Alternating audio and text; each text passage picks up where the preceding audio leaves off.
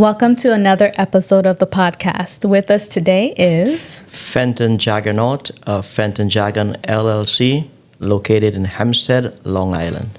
And your business primarily does Manufacturing of closets, kitchen cabinets, and case goods. Wonderful. Now, tell us about how you got the seed for this idea. It started in August of 2018. My nephew had a project, did not have any machine to finish the project, and he got into a dead end. He sent to call me. I helped him out. We got a machine. We finished it, and I made a decision to go to the International Woodworking Fair that was held in Atlanta of 2018. I was only going for one day, and then I ended up spending 5 days. Wow. Because what I saw at the show just set off all the light bulbs in my head. My dad was a lifelong woodworker, and I am also very good at woodworking. It's something I did from since I was a kid. So I knew what the machines were capable of, and there the idea started. So it went from you being a good uncle, essentially, and then tapping into that natural skill set that you have, which I've always admired from the first time we met and you started to share your story with me.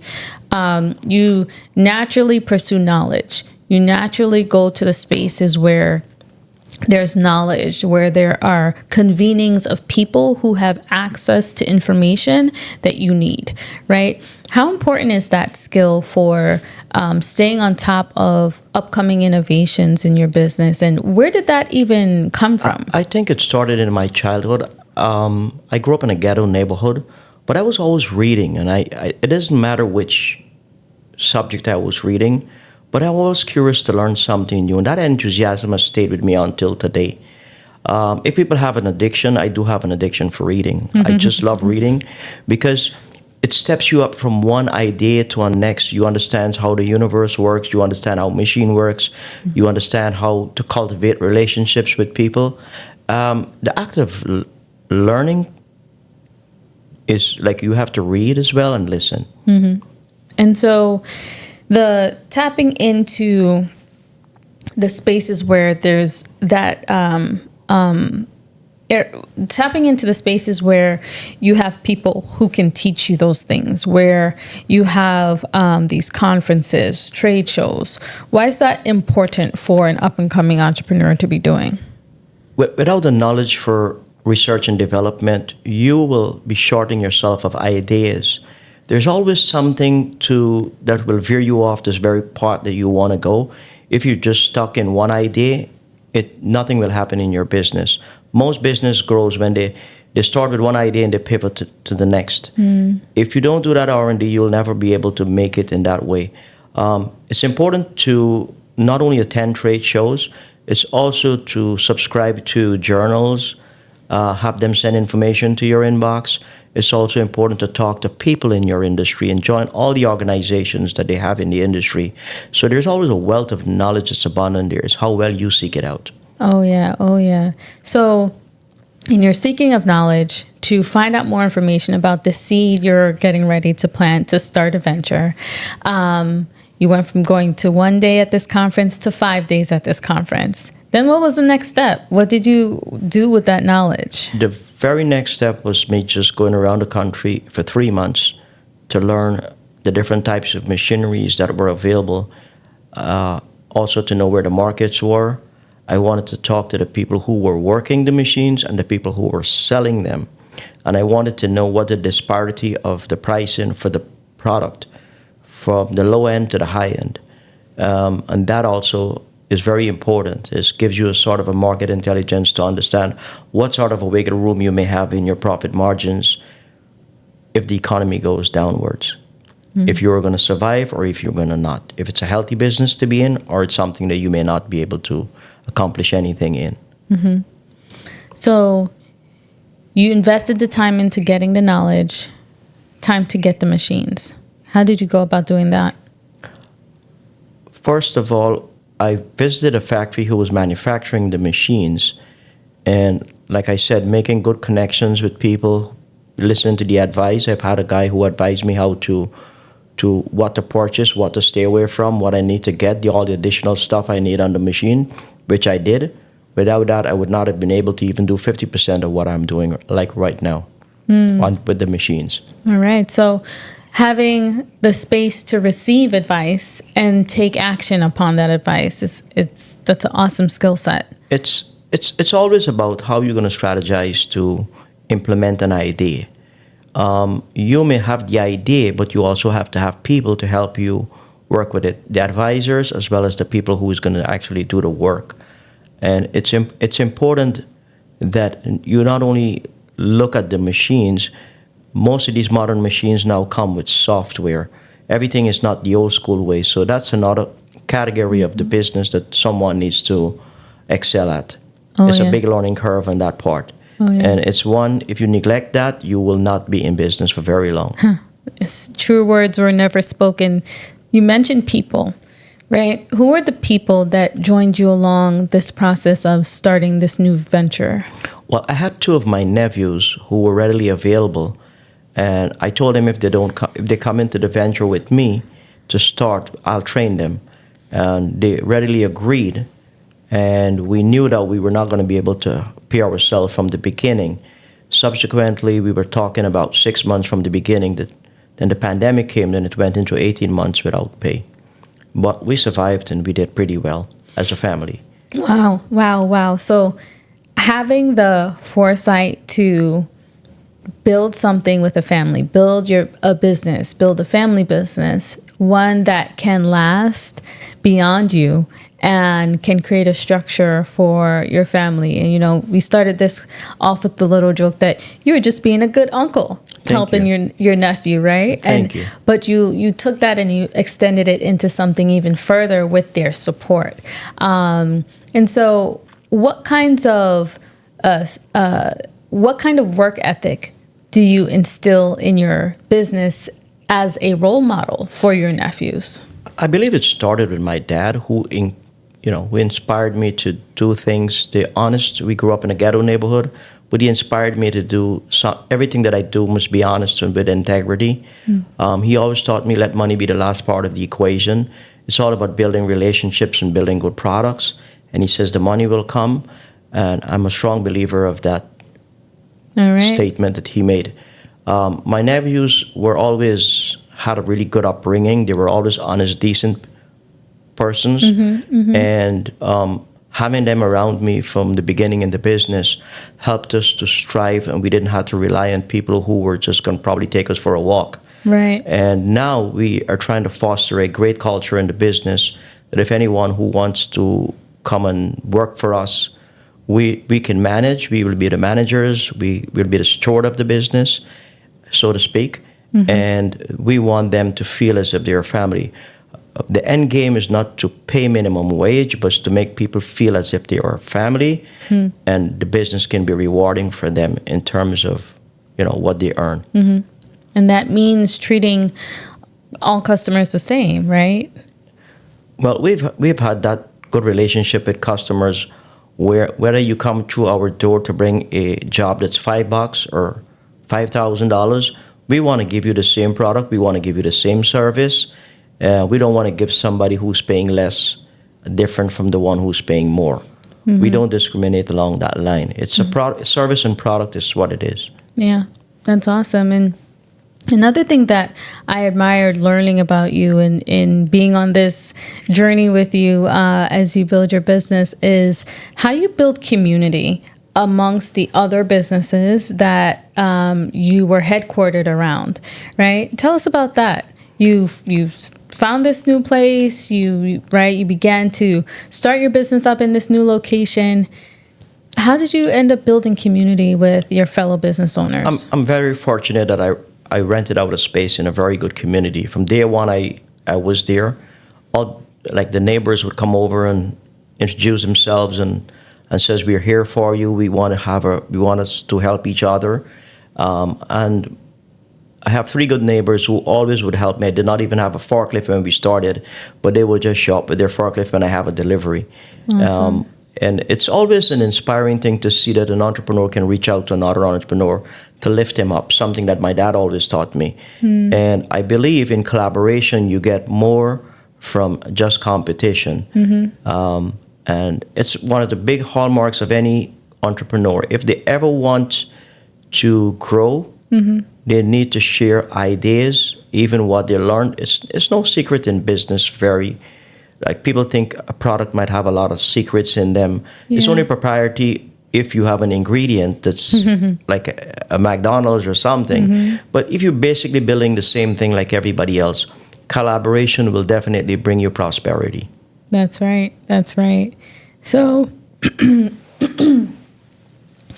so in pursuing your prosperity, right? You went through a rough time through COVID, but you made it through, right? And I think COVID challenged many businesses to have to pivot.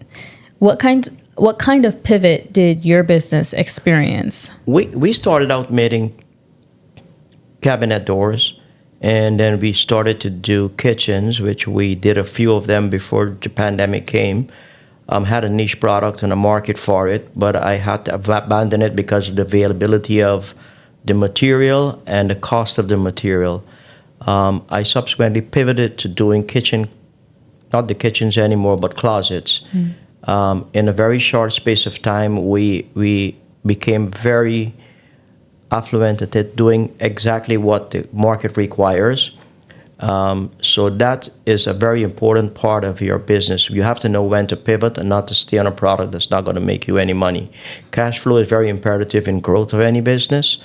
And we found a very niche market in doing the closets. We've become very accomplished doing it for the last 2.5 years. In 2021, we did our first $1 million sales, and we increased it a little bit in 22 and 23. Just doing the closets only. Congratulations. That is awesome. I'm so happy to hear of how the business is expanding and growing. What are some of the challenges that come with that type of growth? I think if you have a process of doing everything that you do, you can scale up 10-fold, 100-fold. It doesn't matter. It's just the same thing you're doing at a different rate. But it has to have a process.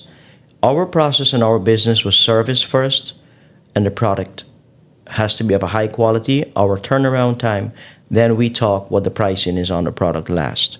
That is always negotiable with clients. It's always negotiable with contractors, and there's always something that for everybody. So always creating this win-win. It's always a win-win situation. Yeah. So I truly admire how you approach business in that way, looking to see what can you offer rather than just what you can get. I think the more you offer, it's more rewarding you feel. It's a better culture to develop in anything that you do, whether you're in business or whether it's in your personal life. It's always a culture to offer, even if it's a word of advice. My dad always said to me, always give out of what you have, out of any resource that you have. You don't have to have plenty to give out of it. And that's the way I want to be, and we want to develop that culture in our business. Awesome. Now, let's get into the industry that you're in. What are some of the innovations you've learned about? We talked about you coming from a recent conference or trade forum. What are some of the innovations that you see happening in the industry? We're not even talking about AI yet. We're talking about automation now. Automation is an amazing thing in the industry. It has shown us that what we can take maybe 3 months to produce, we can produce it in 1-2 days. Sometimes in under a week if it's custom stuff. And the automation, where the world is at the moment, it's important that we embrace it. And you can only do automation with software. So software is a very integral part of the business, and it's going to be an integral part of any business. What I've found in my travels is there are a lot of companies who have been in other industries because of their advantage in software, they're crisscrossing many industries now. It's not like you have to be a plumber today, or you have to be trained to be a plumber, or trained to be a carpenter. It's not like that anymore. This is the day of automation. And if we do not put ourselves out there thinking of automation from the beginning, we're just missing big opportunities.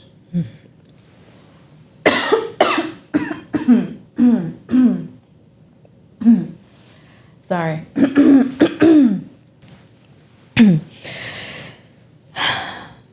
Okay. Sorry.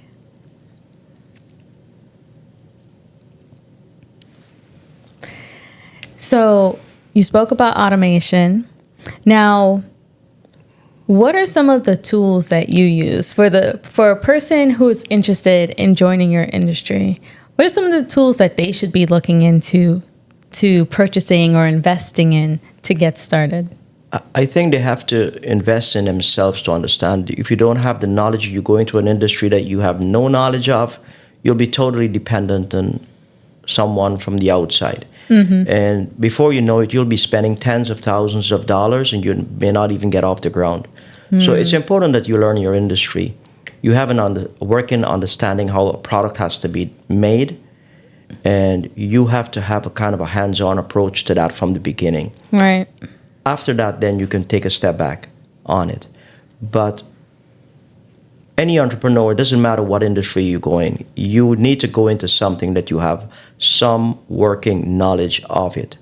Unless you're prepared to pay tens of thousands of dollars for professional help, which sometimes come with very limited response to your basic needs that you would want for them to address. And I specifically find this in the software industry, where most of the times you don't have the knowledge, but most of the companies that you hire, they too are shortchanging you, and you're not even none the wiser. So it's important to have someone on your end to tap into software learning. Okay. Fortunately for me, my daughter came to my shop one day, and she pursued learning the software and immediately got an offer from a big company. Are you that big company? No, she says we have a business to build. But it's nice to know that she is a part of the process, right? Yes. So her efforts are still contributing to the software functioning of your company. Of the company. Mm-hmm. So what specific tools? Can you offer some advice on specific tools or specific kinds of software that there are people different should look softwares into? for different industry. In our industry, there are different types of software for different applications. You only need to have, when I started, we had one software was not going to work for us in what we are doing for the closet. So their software specific for every different need, and those are the ones you have to get. If you're doing general stuff, you'll probably get a general software, but it may not be specific to any need. Okay, all right. Now, what programs have you tapped into? Right, we met in the Ascend program, right? Which I'm so grateful for. Talk to us about what you got from Ascend, and if there were other programs that you participated in. I feel it's important to share that knowledge. I think Long Island Ascend program, I actually got into that program without even having any revenue. And I just keep knocking the door down, and I was invited to come in. And the program offers a basic knowledge of every little thing you need to touch on to start a business, and the networking to know other like-minded entrepreneurs. Was able to provide me with that forum to relate to entrepreneurs what I was doing. So the exchange of knowledge was so important. But the Ascend program is very integral to young entrepreneurs who has no guidance, does not have that ability to do, or the confidence. But Long Island Ascend program will boost your confidence, will boost your ability to understand how business should be run from the beginning, including some of the financials. Wonderful. Now, you have been able to evolve your company, and you're still growing it. 5 to 10 years out from now, what would you like to see your company become? I would see I would see the company in 5 to 10 years as a very big company manufacturing different lines of products in the woodworking space. There's too many products that you can manufacture, but you just have to pick a niche of maybe 3 or 4, and we can have that line of product set up, and it would be a company in tens of millions of dollars. Amen. I'm going to join you in that process. Now, what kinds of partners are you looking for? And remember to remind us, what are the services and offerings your company provides? Well, right now we provide just closets and kitchens, but we're wanting to go into we will be doing a lot of custom work for big contractors who are doing buildings, may want panels, may want ceilings, may want different products. That's our next venture we want to go into, so we can provide big builders a service that they can have a good turnaround time on. One of the important things I want to stress about the people that we were talking about who I would want to partner with. I've had a vendor when I started out my company. The vendor noticed I was paying on time, but I was buying small quantity, increasing every time.